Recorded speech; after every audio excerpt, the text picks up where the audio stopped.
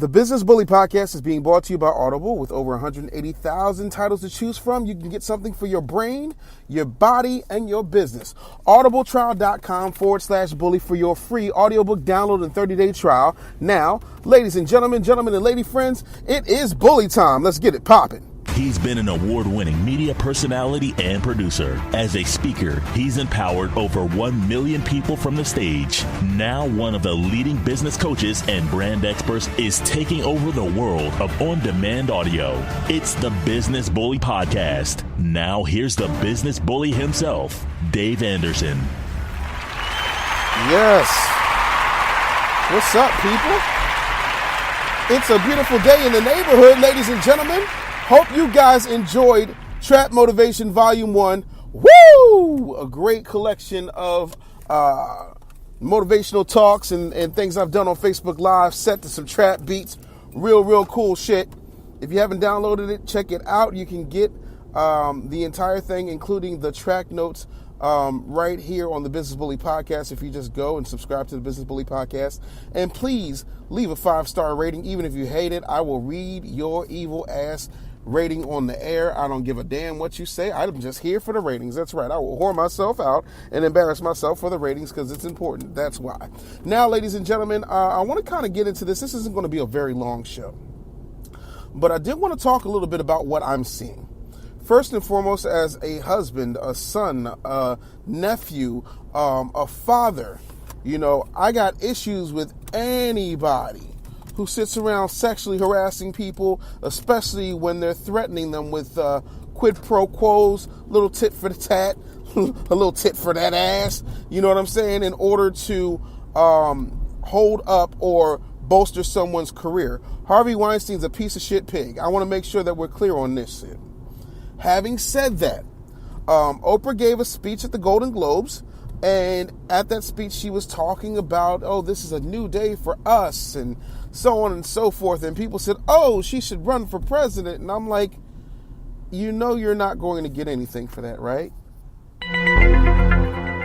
I'm saying, you're not going to get anything for that.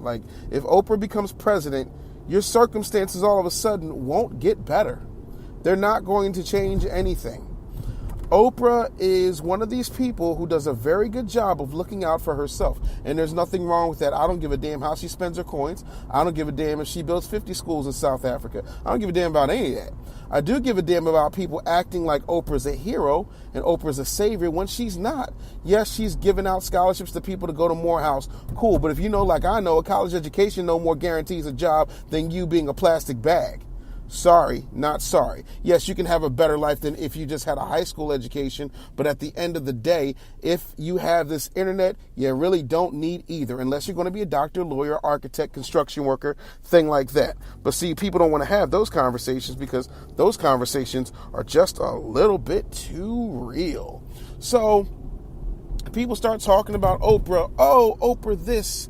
Oprah that. Oprah. Yeah, Oprah was the one who discarded Iyanla Vanzant in favor of Dr. Phil when Dr. Phil got her out of that beef thing. Oprah is the same person who said that young people in the inner city are more concerned with iPads and sneakers than they are about education, and that when they go to Africa, all the kids want are school uniforms. Of course they want school uniforms because they've been trained to conform. And at the end of the day, you can't get mad at a child's value system when you're part of the media that helped create that value system. If we're going to have a conversation, let's have a real conversation. To quote the immortal Usher Raymond, pre-herpes, if I'm going to tell it, then I'm going to tell it all. To act as if, and there's a lot of people in Hollywood who act as if. Seal's another one whose baby mama Heidi Klum, ex-wife Heidi Klum, worked for and allegedly dated Harvey Weinstein at one particular point. Rosie O'Donnell said she knew all about Harvey Weinstein, and last I checked, when you know about something and you don't report it, that kind of makes you an accessory after the fact. In certain cases, not necessarily with rape or quid pro quos, tongue-tied, say quid pro quos 5 times fast, see what you get. Excuse me. I got a problem when folks start getting holier than thou, when there's a trail of breadcrumbs that lead to your culpability in a situation. And folks just say, Oprah's in the industry, of course she took pictures with Harvey Weinstein. This is when you need to use your Googles. not your goggles, but your Googles, and get to looking up what Oprah's done with the Weinstein Company. Y'all remember a little movie called The Butler? Mm-mm. Just like y'all forget that Oprah and Donald Trump were very good friends. Mm-hmm. Just like y'all forget that Hillary Clinton's running around here like a Republican in Democrats' clothing. Mm-hmm. So stop acting like Oprah's the second coming because she walks on water and says, and you get some inspiration, and you get some inspiration, and you get smoke blown up your ass. Everybody gets smoke blown up their ass. Yay! Stop. Sorry, ladies and gentlemen. I got to call a spade a spade. I don't hate Oprah. I actually love Oprah. Funny story about me.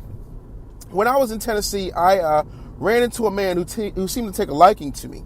And he had a restaurant, and I didn't know who this man was. Come to find out, this man was John Henry Heidelberg. And if you know who John Henry Heidelberg is, he is a black man who is a radio station owner, independent radio station owner in Nashville, Tennessee at the time. I don't know if he still is. But he's famous for two things. Number one, being an independent radio station owner in Nashville, Tennessee. And number two, discovering Oprah Winfrey. So Oprah and I have the same mentor. No, I don't have $250 billion. No, it ain't that sweet for me. And my whole thing is, I get where she's come from, and I'm proud of that. But I know good and hell well that an Oprah presidency won't solve problems for black people. Black people won't stop being killed by rogue cops. You know, black people all of a sudden won't have access to real independence, real skills, because we can still be discriminated against by not having access to gainful employment, which is why I'm a big fan of entrepreneurship. And you also have to remember that Oprah is in bed with a lot of people. First, Oprah was in bed with the King brothers. That's where King World came from. So she leaves King World, gets out of that deal, and gets into a deal with Discovery Communications. Oprah never owned 100% of her network because Oprah, like every other major black mogul in this country, does not own the means of production and distribution. Ladies and gentlemen, when you don't own the means of production and distribution, you have nothing. People talk about, oh, Tyler Perry's got his own studio. Yeah, he's got his own studio, but he works for Lionsgate. And because Tyler Perry works for Lionsgate, if Lionsgate says, you know what, we're not going to mess with your studios, well, then Tyler's going to go straight to Netflix, which isn't necessarily a bad thing if you understand the wave of the future.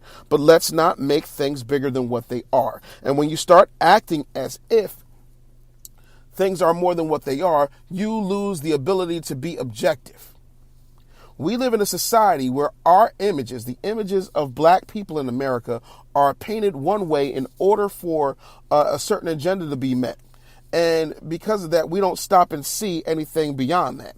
You know, we don't look at how, even though 85% of black fathers are involved with their children, and they're the most involved fathers in America, we don't talk about that. All we do is focus on deadbeats. When you watch TV, all you see is ratchets. And if you don't see ratchets on TV, you see women who are brilliant, but then they're sexually frustrated, or they're loose as hell. Or if they're not sexually frustrated or loose as hell, they are morally bankrupt, i.e. Olivia Pope, i.e. Viola Davis's character on How to Get Away with Murder. There's always some twist. There's always some nonsense. There's always some bullshit when it comes to black people, and there's never any balance. And so we keep getting these stories of slaves and maids and butlers, and we wonder why. You know, we could put shit in a white person's pie, but that don't change systematic white supremacy, talking about the help. So we got to move differently. Also, we've got to get to a point where we understand business. So let's talk about business for a minute. This Marky Mark thing has me tripping. Forgive me if I sound a little hoarse. I don't have much of a speaking voice because of the flu. Yeah, everybody get your flu shot if that's what you're into. If not, I'm not mad at you. With the Marky Mark situation, Mark Wahlberg. Mark Wahlberg was asked to do reshoots after that Kevin Spacey movie Ridley Scott decided to get Christopher Plummer to reshoot all of Kevin Spacey's scenes so that the movie wouldn't be destroyed at the box office. And so Mark Wahlberg agreed to do it, and his agent said, hold up, we looked at his contract.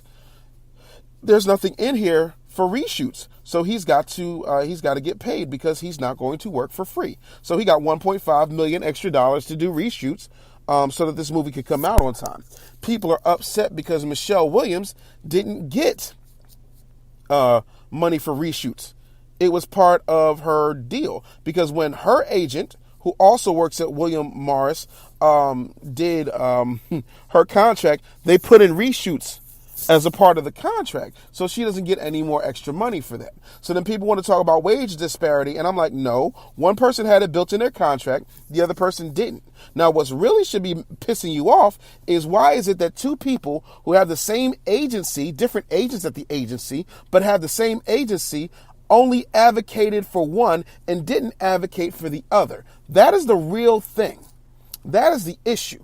It has nothing to do with gender and everything to do with an agent's ability to negotiate a contract. I've said this 1,000,001 times. I remember once I interviewed the Locks and they complained about Puffy. And they talked about how Puffy gave them a shit deal. And I said, well, did any of you read your contracts? No. Did any of you get a lawyer? No, we was trying to get on. Okay, then whose fault is that? Puffy's or your inability to read a contract because you were still thirsty? We've got to start looking at the accountability factor in things. And when you're not accountable, you're going to have some issues. Speak Rock, what up, man? He said, this is business, not personal. I know that's right. You gonna let some skeezer get in between us? Come on, man. We all we got. For those of you who have never seen New Jack City, get it. It's a really, really great film.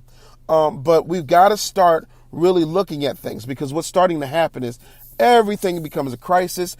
Everything becomes a scandal. Everything is guilt before innocence now, as opposed to innocence until proven guilty. So if you're going to be smart about a situation, be very smart about a situation, as opposed to being emotional about a situation. Some of y'all will fight for Oprah. Y'all ain't never met the woman. I mean, fight up and down, tooth and nail. And I'm going to say this like I said on my Facebook post. It's my issue with Oprah is that I don't hate Oprah. I don't like some of her stances. I'm not big on hypocrisy. When you sit up there and you railroad Ludacris for being violent and misogynistic, and then, you go out and hang out with Jay-Z, who's had more violent and misogynistic lyrics than Ludacris, I call bullshit. I call hypocrisy. And I'm going to say you fake as hell for that. And therein lies the difference. One thing I did want to let you guys know is that we're working on a lot of stuff. And if you have not set up a discovery call with me on how you can quit your job and start living your six-figure life, you need to get at me right now, bit.ly/bully call. Again, bit.ly/bully call, and we'll definitely make something happen. That's extremely important. But I want people to stop looking for a savior. I want people to start looking for themselves.